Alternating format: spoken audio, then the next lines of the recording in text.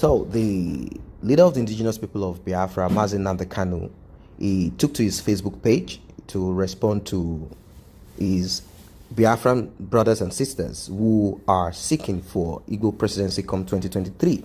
He said, for those hoping for an Igbo man or woman to be president in 2023, he gave them an answer. He said, the earlier we Biafrans remove ourselves from the zoo and focus on how to rebuild our lives and livelihoods after over a century of being chained in the zoo, the better for us and our future generations. It's our right to reject the zoo and demand Biafra exit.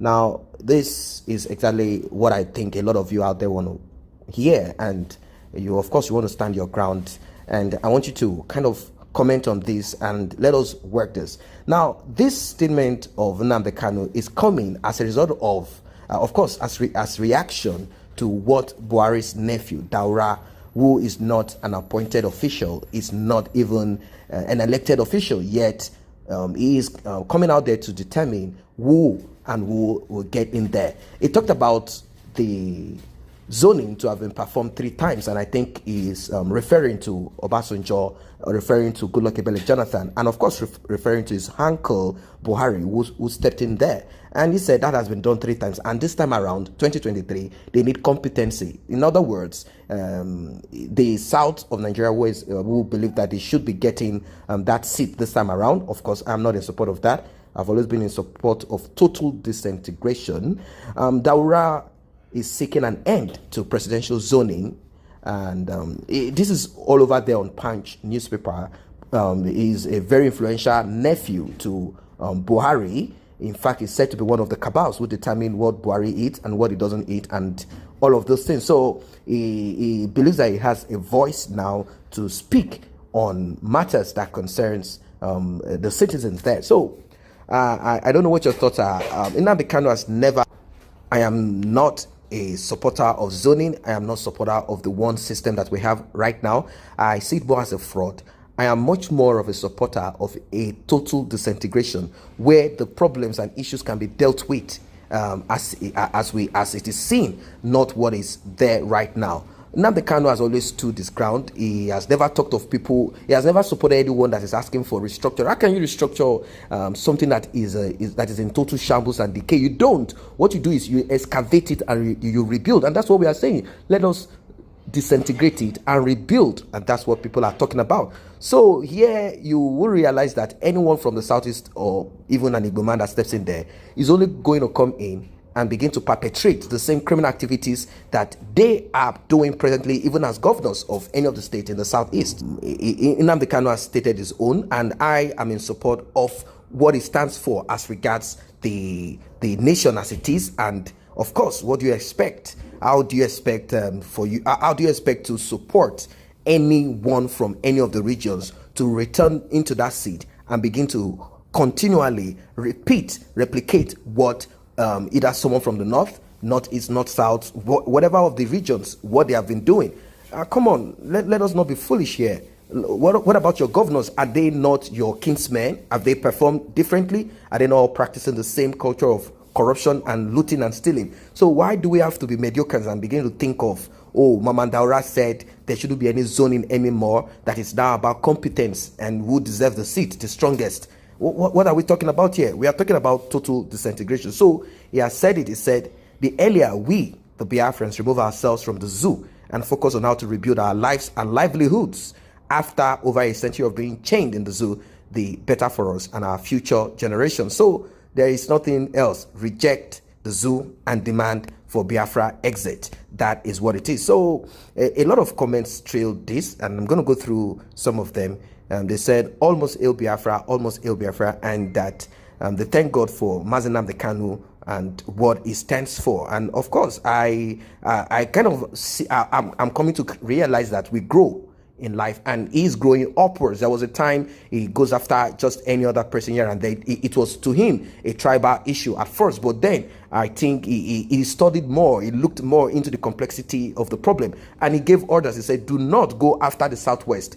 I am not just going to be in support of people asking for restructuring. And then he started educating and started, lending his voice, trying to draw closer the middle belt and the people in the north, trying to educate them so that they can see that majority of them there are the ones that have been, disenfranchised. So if you talk about marginalization, it is not the political criminals that that are marginalized. Do not think if the presidency does not go to the southeast, it means that the southeasterners, the politicians are marginalized. No, they are not marginalized. It is you out there who do not have access to social services, social assistance, and all of that. You are the one that are being marginalized. And if you go to the north, you will find them more there being marginalized. So do not think that the average Hausa man in the north is not also going through his own trials and tribulation as a result of the structure and the system as it is. At least if there is a disintegration, there will be a proper way for people to rearrange themselves and begin to relate to themselves. So that's just what it is. Someone said that Biafra must go same way Israel left Egypt and went to the promised land. So some say you and your generation born and unborn will be annihilated. It'd be like a man in a pipe. So there are still people who feel that Biafra will come and that Mamman Daura and his generation, they will be the ones that will be annihilated, and they will be the one that will stay wherever they want to. So I don't know. I don't know what your thoughts are. I don't know what your thoughts are as regards this. I am in a total support of a referendum. That is it. Now, let us even look at it on two sides. If someone from the southeast eventually gets into that seat, if that person does not ask for a peaceful referendum for people to choose to stay in or stay out, then that person is a traitor. And of course, like I said, from the attitudes and characteristics that many of them who might be the ones that will step into that seat as president have demonstrated, either as senators, either as governors, or whatever political positions they've occupied. It has shown to us that they, as a person, they lack character, and they might go in there, and the only thing they want to do is to begin to wield power here and there. Probably the highest you'll find them do is to practice nepotism by making sure that people from their region, probably from the southeast of Nigeria, get most of the juicy appointment, and it is the same system being returned back. This present one practicing the same nepotism, most of the crucial point, talk about security, talk about everything, is being occupied by people from the north, from the same north and from the same religion. And there is still problem with all of this. And people felt that this nepotism, although the president claimed, I'm working with the people that I know, and yet there is no result, and it's not supposed to be. You cannot work with the people you know, and you throw away the federal character system that should be in place. So if someone from the southeast comes in there, it's the same thing that will be replicated.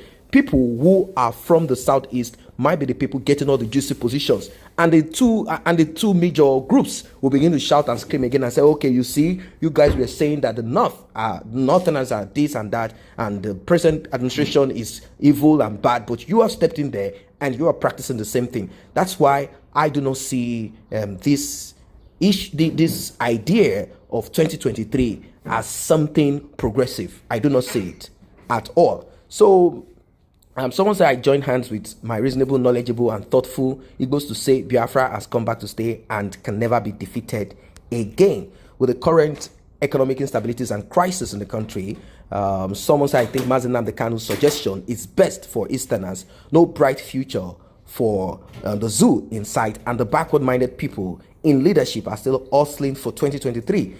They should be uncomfortable with their actions and activities and bad governance, but no, they are not. They are talking about no more zoning. No more zoning. We want competence. We want the strongest. We want the people who can perform. And who are these people who can perform? This, I believe, is anarchy. This is stupidity. This is not supposed to be at all. It's not supposed to be at all. So if everyone aside Nnamdi Kanu lending his voice, and of course a lot of people are already talking about it, the Oduduwa Nation is almost on point now. I think, in fact, on point because they have a secretariat and they're already pushing for a total disintegration. So I hope this is not just political and it is for real, and for people to get themselves off from that trap that they've been kept in. That is the way forward and no other way out of this. There's no way out of this. The only way is for a total break, a total disintegration, and After all of this break, we will not hear Mamman Daura, we will not hear someone from the north, we will not hear someone from the south or any other region saying to the other people, no more rotational government, no more this is all we want, and all of those crap that we are saying. I think at that time, power will return to the people.